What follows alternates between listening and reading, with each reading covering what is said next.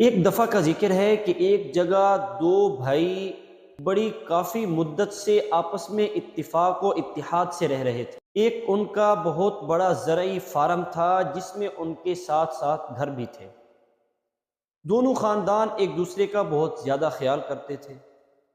اولادوں میں بھی آپس میں بہت پیار اور محبت تھی۔ ایک دن دونوں بھائیوں کا آپس میں کسی بات پر اختلاف ہو گیا، اور وہ اختلاف اتنا بڑھا کہ نوبت گالی گلوچ تک پہنچ گئی۔ چھوٹے بھائی نے غصے میں آ کر اپنے اور اپنے بڑے بھائی کے گھر کے درمیان ایک لمبی کھئی کھدوا کر قریبی نہر کا پانی اس میں چھوڑ دیا تاکہ ایک دوسرے کے گھر آنے جانے کا رستہ بند ہو جائے۔